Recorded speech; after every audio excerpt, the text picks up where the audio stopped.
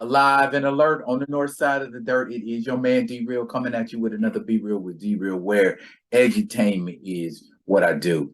Gonna talk about a social issue here for a little bit. If you don't get anything else out of it, get life is precious. Life is precious. Before I get off into what I want to talk about, let me just do what I always do so that you guys can do what you always do.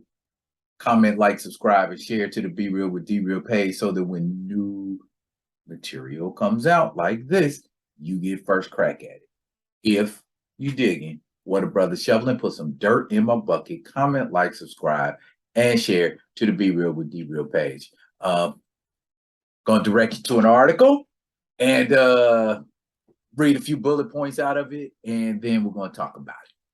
This article comes to us courtesy of the BBC.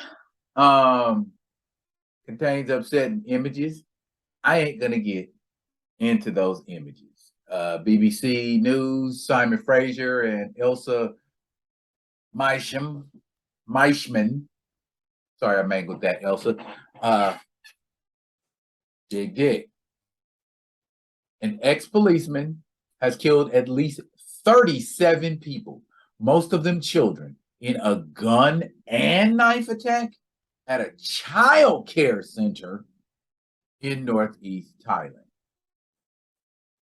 Police say he then killed himself and his family after a manhunt following the attack on Nang Bua Lamphu province. Children and adults are among the casualties at the nursery. Police say the attacker mostly stabbed his victims before fleeing the scene.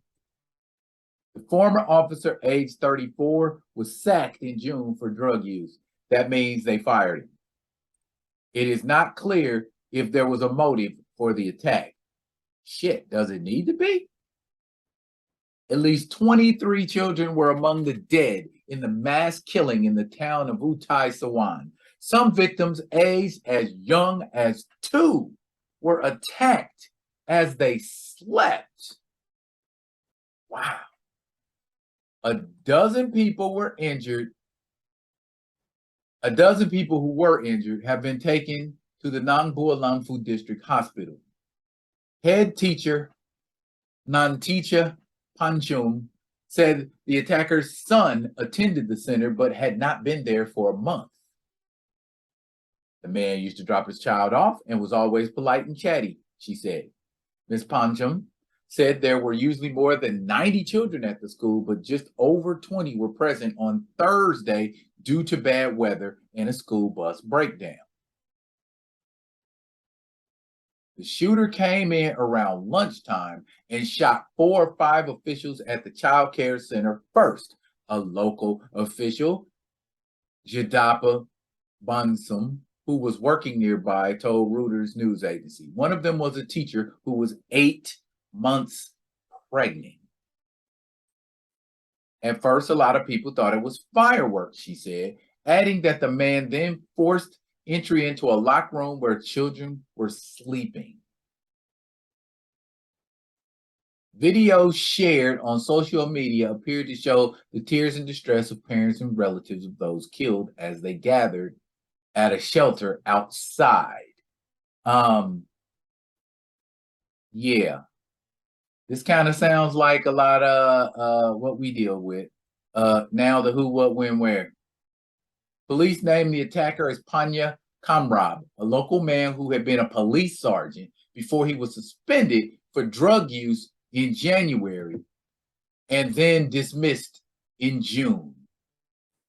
He is understood to have appeared in court on Thursday on charges related to the use and possible sale of methamphetamine. The verdict was scheduled to be delivered on Friday. Armed with a shotgun, a pistol, and a knife, he stormed the nursery about 12:30 local time.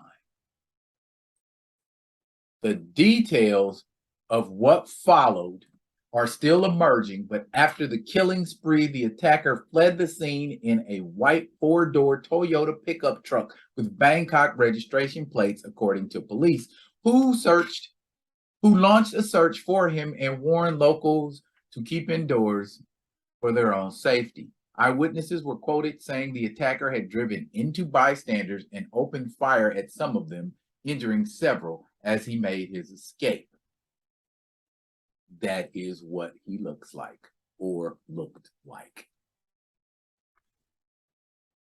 Police say Kamrab returned home, killing his wife and son before taking his own life. Mass shootings are rare in Thailand, although gun ownership rates are relatively high for the region. Bear that in mind.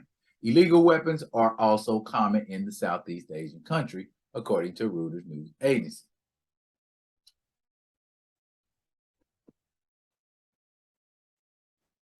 Shit, y'all.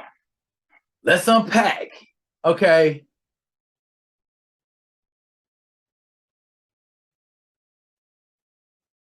You know how, like, when people do mass shootings in America, there's an argument over whether or not, is that man crazy? Is he off his rocker? I would say yes. My man came in with a pistol, a shotgun, and a knife. And they said most of his victims were killed by a knife. That means he had time. He had time. I don't know what to say about no stuff like this, man. Just would I be out of line by saying a lot of countries on the planet take their cue for a lot of things that they do and say from us? I'm not saying the reason this man went into a nursery and killed a bunch of kids because killing kids is a popular thing to do in the United States of America, because we're beginning to lose track here in this country of how many times someone has come into a school with a gun and killed children. We've been mass shooting mugs since the 60s. Let's not forget Kent State. You know what I'm saying? So let's not forget Columbine. Let's not forget Sandy Hook. Let's not forget recently Uvalde, Texas. We shoot children in this country. That sounds gross. That sounds sick. But where's the lie at? But getting back to where this man obviously, well, I'm going to go ahead and speculate. I can't say what's obvious. I can tell you what happened and what I seen. According to the news article, the man was suspended in January for drug use and fired in June, and was getting ready to go up on charges of drug selling. So was it a desperate situation for him? Had he gotten to a low point and said nothing from nothing leaves nothing, and I don't want to be on this earth if I can't live life the way I want to?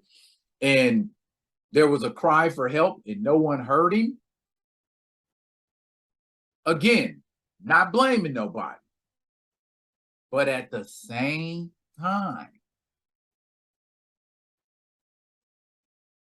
I don't think there's no doubt that he had some kind of screw loose, that there was some mental issue going on with him. And then you add drug use to that equation, bruh. You coming in with a gun and you trying to kill everybody, or as many people as you can. You coming in with a knife and you trying to kill as many people as you can. You coming in with a shotgun. And then on your way home, you're killing people. You're injuring people. And then you kill your own family members.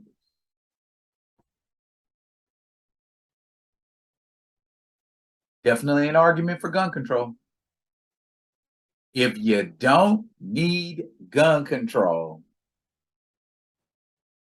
don't act shocked when this kind of shit happens. Because there are people, I can tell you right now, right here in Alaska, that own multiple AR-15s and have multiple ammo boxes full of ammo. Do you regard that person as a potential mass shooter? Do you regard that person as mentally unhinged? I'm a gun owner. What's the difference? You see what I'm saying? So at this point, does it become survival of the fittest?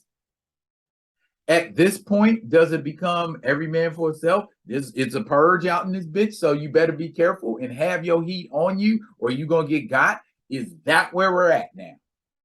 Remember the dude in Vegas a while back, sat up in a hotel and just pumped artillery at people. Not to mention the multiple people that done came in schools. You can't tell me making laws that say it's illegal or you get a harsher sentence for this is going to stop that. But we over here in Thailand, well, not we, but they're over there in Thailand, I feel like, you can say what you want to say, taking their cue from us. Because we murdering the fuck out of people in schools. We murdering people wherever we can show up just pissed off. We murdering people at protests. You know what I'm saying? We are probably one of the most murderous countries there is. Great place to live, though. But just to encapsulate the article, I believe the man had something mental going on. And it was probably related to drugs. And that is probably a driving force why he did what he did. Maybe we do need to take a closer look at mental health and wellness on this planet, not just in this country or Thailand, period. Because it's a thing, and because we have long ignored the mentally ill. Worked 22 years in the field. And I can tell you beyond a shadow of a doubt, they get ignored. They definitely get ignored. Really? What about people like myself who own guns legally and ain't shot nobody? Don't make everybody suffer because you're trying to create a law that protects everyone. If you're not doing anything wrong, if you don't have a legal firearm, shouldn't be a problem. I don't know about all that, y'all. It's a slippery slope to navigate, but we at least need to start coming to the table and speaking amicably. And I'm talking about politicians and lawmakers. We need to talk. Otherwise, it's going to continue to happen. It's been continuing to happen. What's different? What's changed? What change have we made to ameliorate the problem at least? Nothing, because we're too busy worrying about our rights being taken away from us. What's more important, your rights or your life? I'll be coming at y'all with another one of them other ones. And until I do, y'all be good. Be good to each other.